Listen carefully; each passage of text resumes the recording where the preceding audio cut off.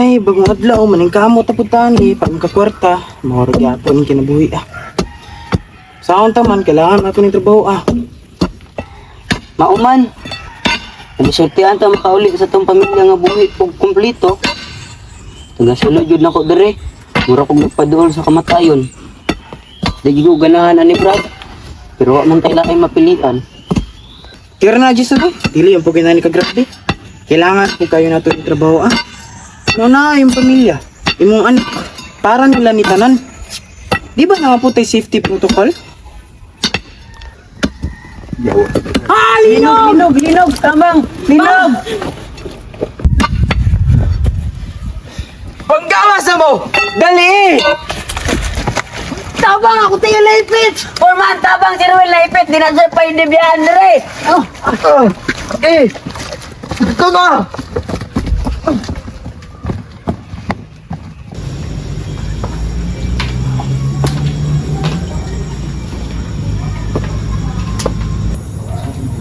Pastilan, bili ni Angay may tabo.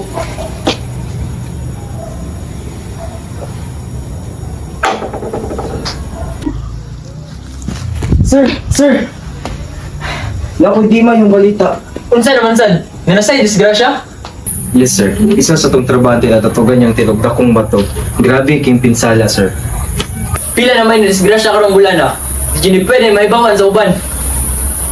Sir, ang eksaktura sa minahan, grabe ng pagdaot. Dugay na natog yung nga proseso sa minahan. Foreman, wala nakasabot. Kung maibawan na sa mga katawan, posibleng mas mulala pa ang sitwasyon. Pero sir, ang mga minero, ilang mga kinabuhi, Paminaw, walay angay makabalo sa tong gistoryahan din niya. Sir Wilra ang atong angay sa dan. Ingnon rin nato nga nagpabaya siya. Klaro ba? pero sir, Gusto ba ka mawalag trabaho? Di man kaya ka gusto nga na mahitabo sa iyong pamilya. sige sir. Unsa may mong gusto na akong buhaton. Maayo, adtuwa si Ruel o siguraduha nga iyan ay pirmahan ang waiver. Hatagin na lang po ng kwarta aron mo hilom. Yes, sir. Ay kalimte, yung pamilya nakasalalay din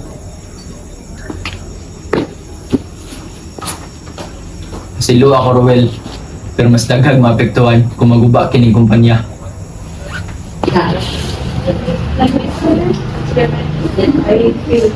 Yun sa man nila pagbuhat sa imuha. Pagkahuman sa 15 ka tuig nga pagpanerbisyon nimo. Maria, yung sila na ako'y sadaan. Huwag dili na ko pirma ng mapapilis. Wala dyan tayo madawat. Iyan ang forman ganyan na para makatag sa waiver. Aron na akong pirmahan. Wala ko kabalo sa kong buhaton, Maria. Naadlok ko para sa tong pamilya o para sa tong kaugmaon.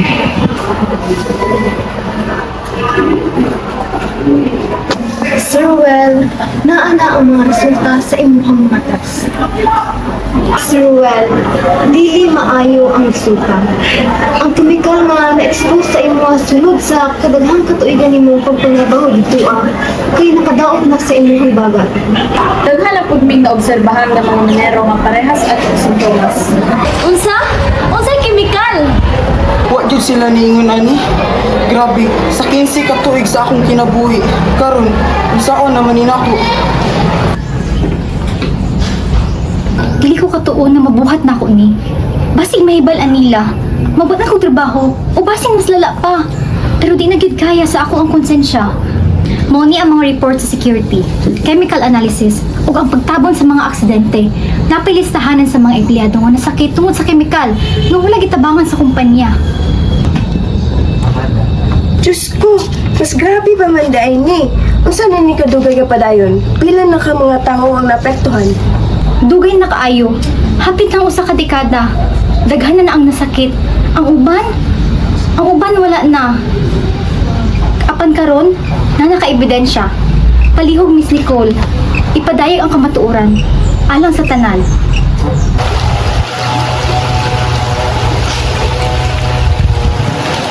The levels of heavy metal in this water are alarmingly high. It's killing the aquatic life and poisoning the surrounding soil. See this? It's acid mine drainage.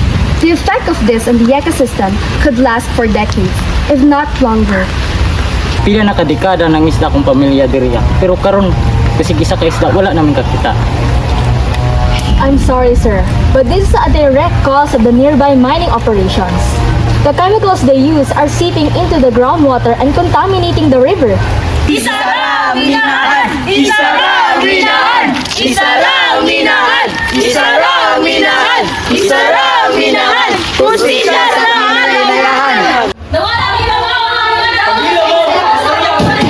Palihog, isa-isa lang. Ayaw mo pagdungan. Aminaw na to ang matapusa. Mr. Buibanting, ang imong minahan ang nagdaot sa atong palibot, nagbutang sa atong panglawas sa peligro. O karon imong gilikayan ang responsibilidad sa mga nahitabo sa imong mga trabahante. Nakasabot ko sa imong kabalaka. Ayaw paglingkod kay atong ipadayon ang atong pagtusay sa imong problema. Ang among mga anak nagkasakit tungod sa kontaminado tubig. Pilit pa kinabuhi ang masayang aron iyong daw ato ng iyong responsibilidad. Seryoso kay na nga issue ug ato dahil ng action na dayon.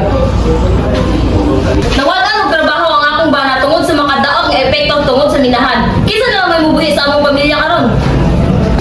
Pasensya kaayo sa nahitabo sa imong pamilya ug atong tarawon unsay atong mahimo aron matabangan ka. Naghatag mi og trabaho, kauswagan, ug dili ninyo mapugnan ang pag-uswag sa industriya. Mr. Boybanti, kinahanglan nato balansyon ang ekonomiya ug kaayuhan sa atong katawhan, palihog sa pagsabot. Na ako ebidensya, Mr. Buibanting, sa imong pagpasagad ug walay pagpakabana sa imong minahan labi na sa imong mga trabahante. Mugawas sa gyud ang kamatuoran.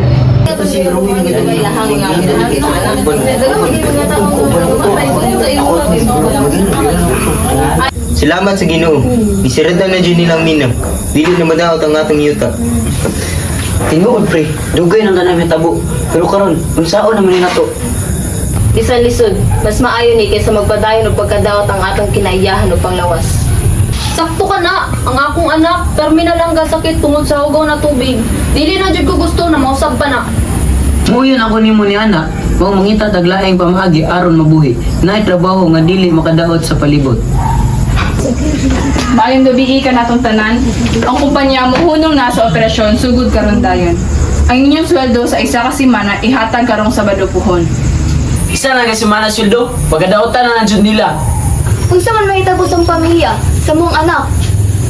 Tinuod ka na, ipay mo sila nila. Karon, biyaan na lang.